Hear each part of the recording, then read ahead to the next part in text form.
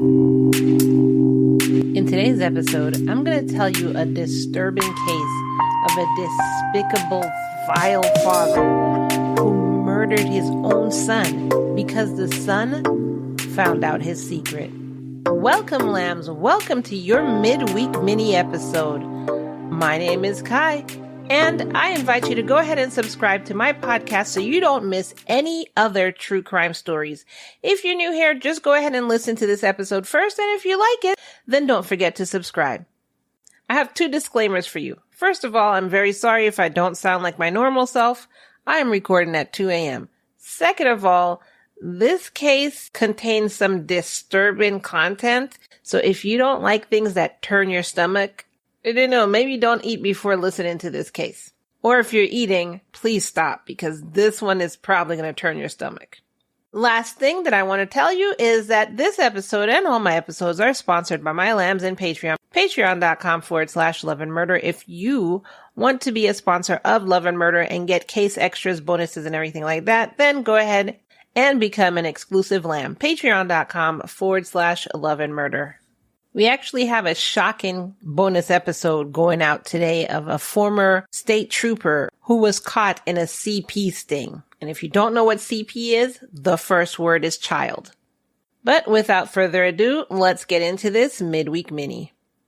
On November 18th, 2012, 13-year-old Dylan Redwine was picked up from the Durango La Plata County Airport in Durango, Colorado.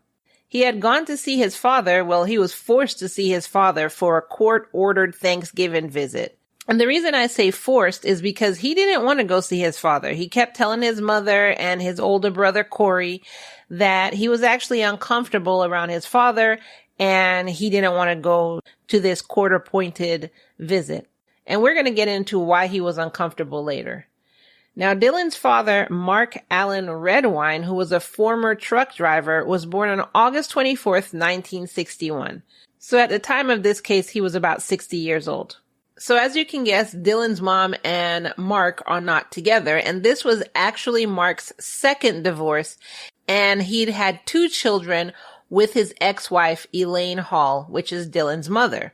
And currently they were involved in a bitter custody battle over Dylan. Now, Dylan did tell his mother and, like I said, his older brother that he really wasn't comfortable around his father, and this made Elaine worried. She really didn't want to send Dylan to his father because of how upset he was, but her attorney had told her that if she didn't send Dylan to his father, she could face prosecution. So that wouldn't look good on her record, being that she's trying to get custody of Dylan. So she felt like she was pushed into a corner and she had to send Dylan out to his father, even though she was really uncomfortable about it. So back to November 18th.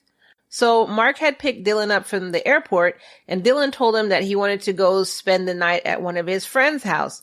But Mark said, no, you need to come home with me. That's why you're here. You're here to spend time with me.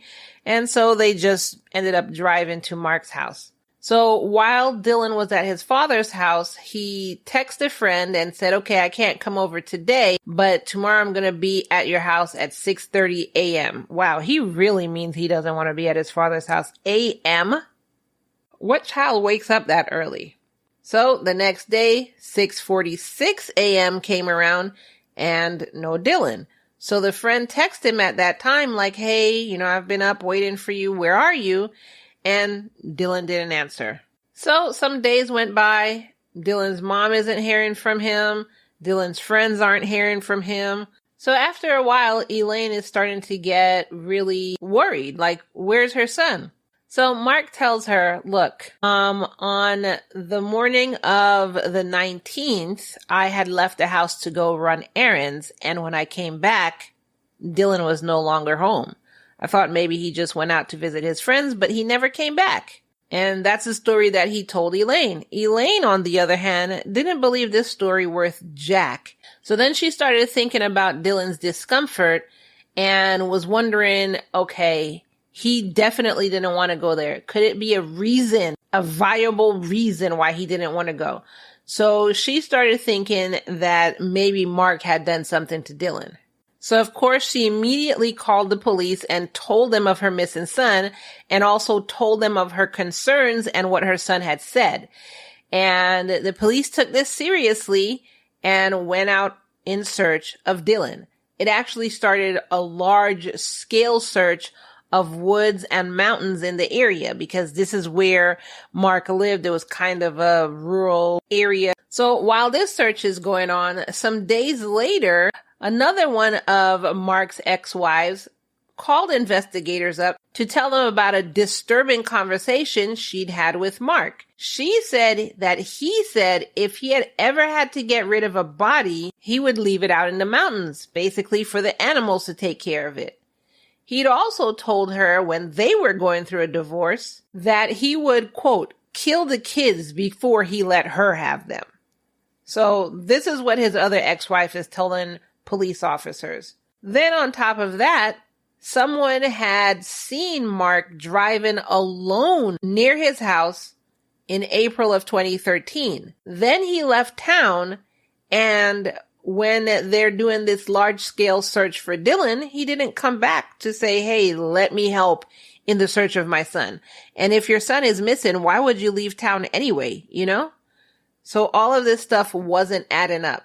Then someone else pointed out that as everybody is out here searching the woods, if you look at the Redwine house, all the lights were off. Like when he was home, he went to bed.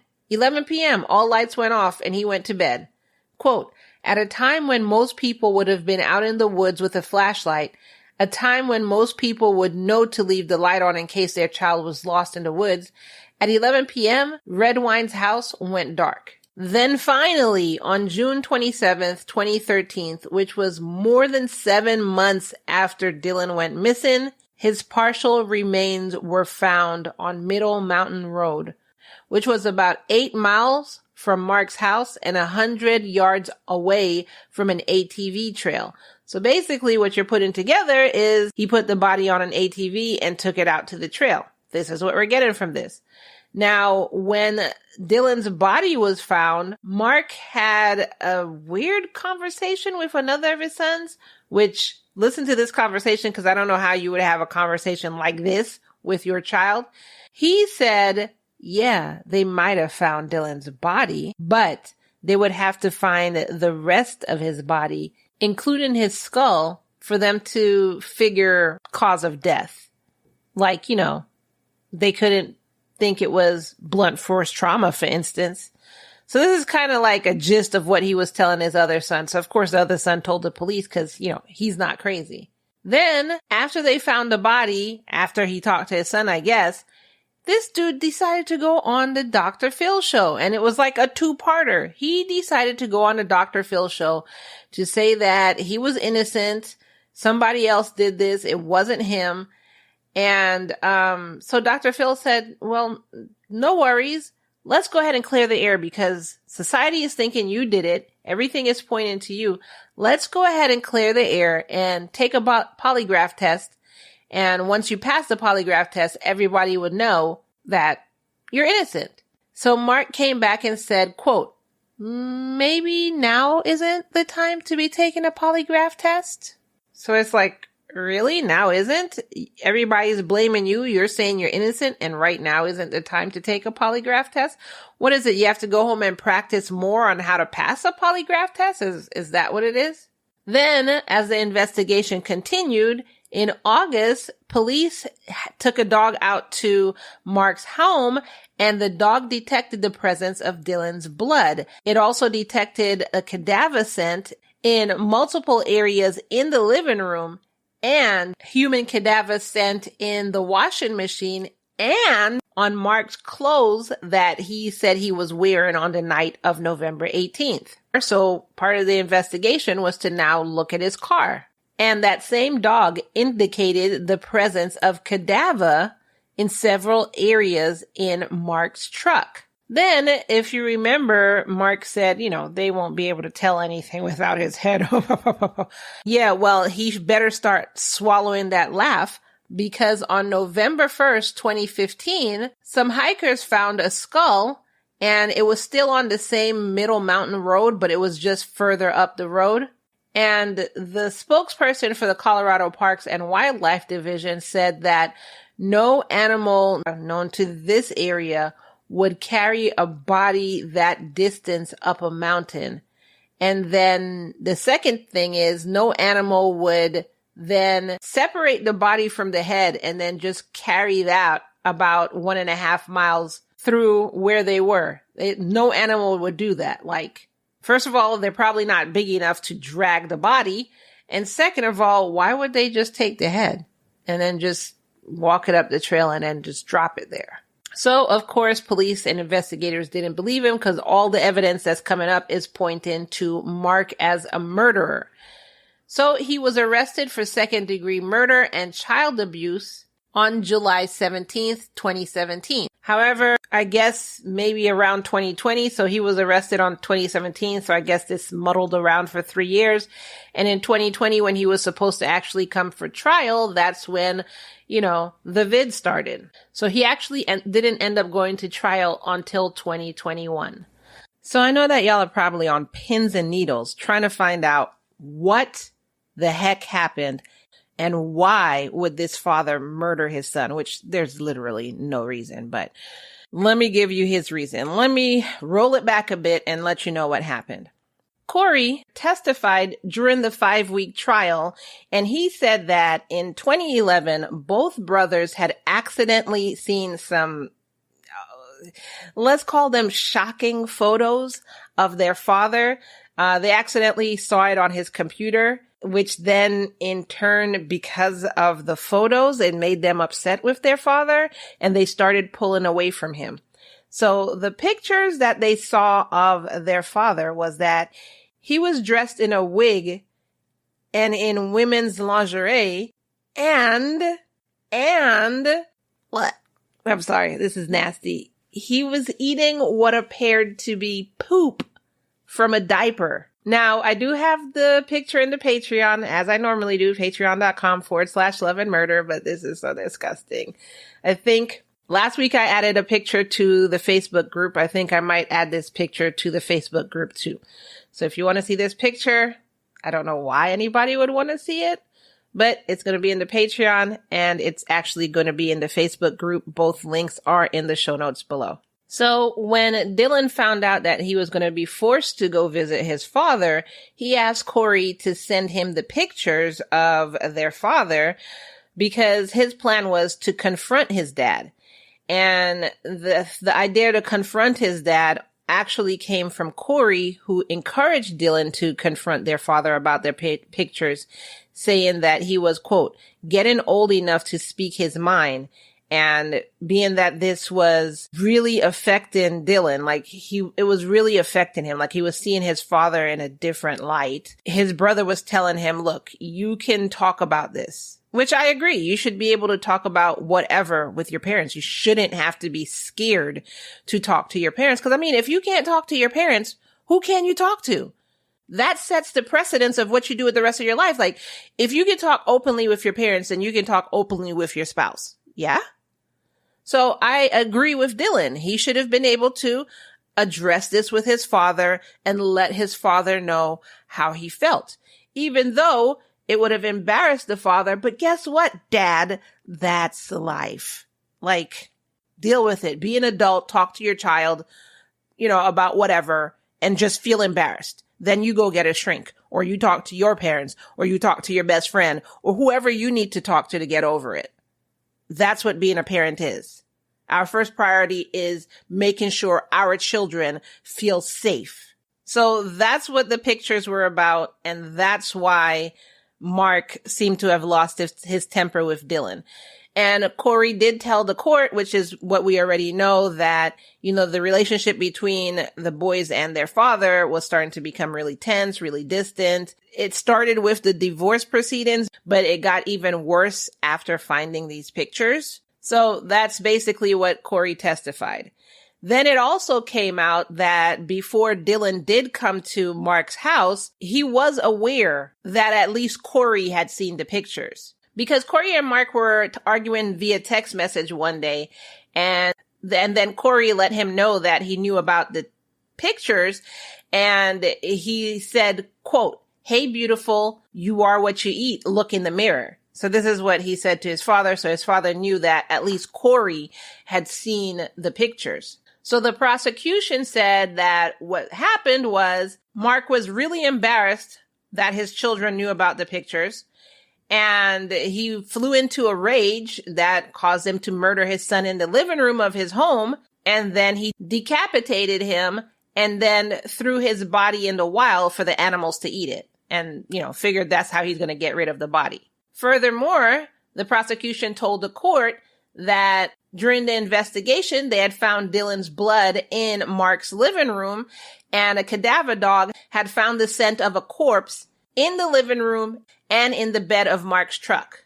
So the defense had something to say about that, and they countered with what actually happened was a stranger had kidnapped Dylan, and the stranger did all this, or Dylan went on a hike and it was the animals who did all this because Dylan tripped and fell, and I don't know. To that, if I was the prosecution, I would come back with, this is if I was the prosecution, I would poke holes in their theory. So you're saying a stranger did this. He abducted Dylan. I guess he beat him in his father's living room. And then, even though his father wasn't there at the time, put Dylan in his father's truck. So that's what you're saying a stranger did? Or let's go with the option of he went on a hike and an animal did this. So you're saying he went on a hike, he tripped and fell, or whatever happened. A wolf came out of the wilderness and jumped him.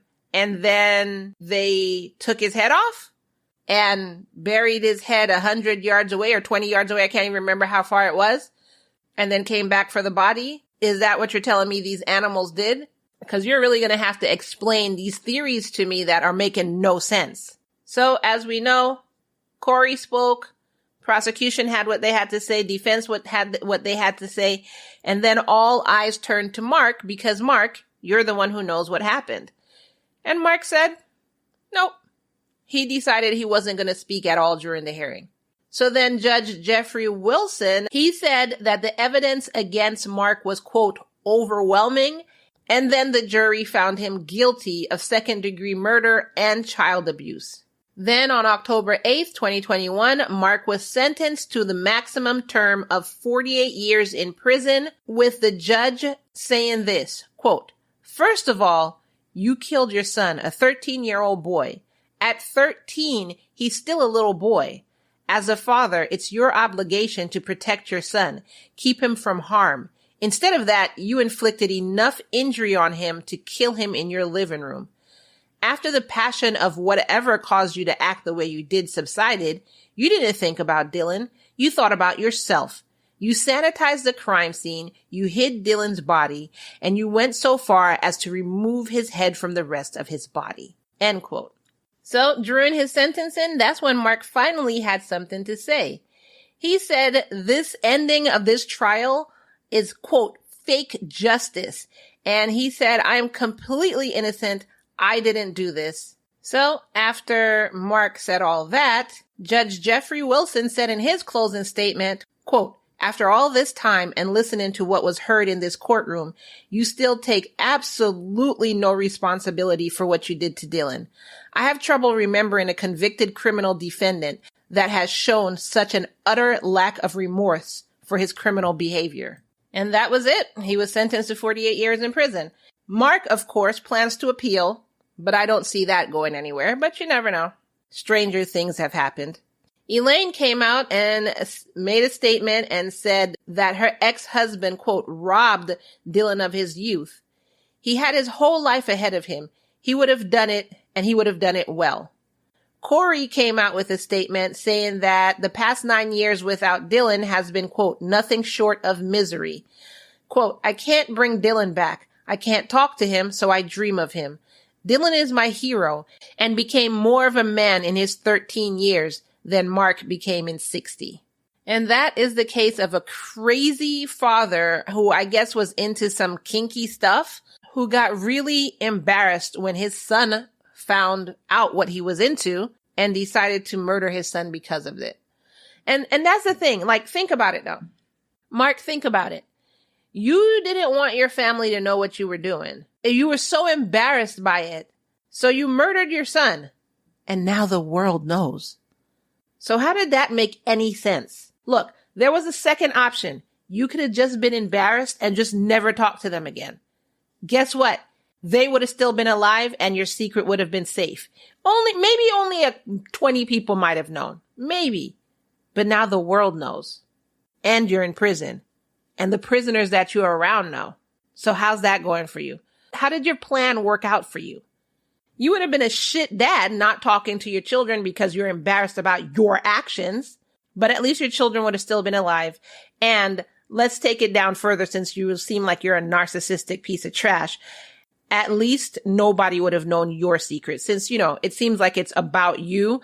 So let's make it about you. Maybe only a small handful of people would have known your secret, not the world. But now the world knows. And you murdered your son. And what did that accomplish? Because if you're trying to say you're innocent, I can't see, based on all the evidence, I cannot see how possibly anybody could think that you're innocent. They found evidence in your truck. They found evidence in your home. There were witnesses who said you were driving around alone. You didn't go out to search for your son because what kind of person doesn't do that? You're saying your son was missing and then you just went to bed? Well, he'll show up. Then you told your ex-wife basically what you would do if you had to hide a body. And that's what it was. So it's just like either an animal or a stranger did exactly what you said you were going to do. It's just too much evidence pointing to you. If it turns out that somebody found some CCTV footage showing that you were 200 miles away when this happened to Dylan, and it turns out that you were, in fact, innocent, that would be shocking. And then your son has been brutally murdered. So even if you were innocent, right? And the whole world is blaming this on you. Where are the tears for your son? Where is it showing that you feel bad that your son died such a horrible death? No tears, just your head up high and, I didn't do this. Somebody else did this. This is fake justice. I don't see any, even if you think you're innocent, even if you are innocent, I can't say remorse for innocence, but I don't see any remorse for the loss of your son. Sadness for the horrible way he was murdered. So even that in your actions, where are we supposed to get innocence? But either way, I'll end my rant with saying, if something like that happens to you, somebody found out your deepest, darkest secret that you didn't want anybody to find out. And, even if they're making fun of you for it, we're people. We do stuff. Be embarrassed. That's part of humanity. That's part of being a person. It is what it is. Get over it. Don't murder somebody because guess what? You're going to end up just like Mark Redwine. You didn't want people to know. A handful of people knew and they're making fun of you. So the F what? Now everybody knows. Everybody knows. And that picture is circulating the internet. Everybody knows. So now how embarrassed are you? And you murdered somebody. So now you're in jail. And the people in jail know. And you can't get away from them. Make smarter decisions and don't think that, oh, well, I would have done it differently and gotten away with it. No, you wouldn't have. There's a small handful of people that have gotten away with it. Or they think, let me put it that way, they think they've gotten away with it. But you're not going to get away with it. But you know what you can get away with? Minding your business. If they're making fun of you, stop talking to them. If people find out what you are afraid of people finding out, move. Move to a different place where nobody knows you. Change your freaking name. Start over. The world is a big place. Anyways, that is all I have for you for this case. I guess I'll put out a poll since he's saying he's innocent. What do y'all think? Do you think it's possible that he's innocent? Or do you think he's guilty as absolute crap? If for some reason you want to see that picture, head on over to Patreon, patreon.com/loveandmurder. I always have case extras in there. So for any case I do, if it has pictures or anything like that, you'll see the pictures in the Patreon. You could also go to the Facebook group, which the link is in the show notes below. Sometimes I put pictures in there, but we do have a lot of other benefits in the Facebook group, and the Facebook group is free. So for this episode, I am going to include that picture in the Facebook for you to see. And in the last midweek mini, this one was the case of Paula Leeson. I asked you if you thought the murder was accidental, and the 100% answer came back saying that it was clearly murder. So thank you for answering that poll. Go ahead and answer this poll, and also go to the Facebook group or the Patreon, see the picture. You could hear my loud AC that just came on, so I'm sorry for that background noise. Also, you probably heard the difference in recording. So I started recording this at, like I said, 2 a.m. And apparently I fell asleep mid-recording with my head thrown back in my work chair, mouth wide open. So I'm finishing and recording this during the day. So that's why you hear the differences in how I sound. So anyways, that is all I have for you today. Don't forget that a free and easy way of helping Love and Murder is by simply sharing this episode. Share it with everyone you know and everyone you don't. And that is all I have for you today. And I will see you in the next episode. Bye.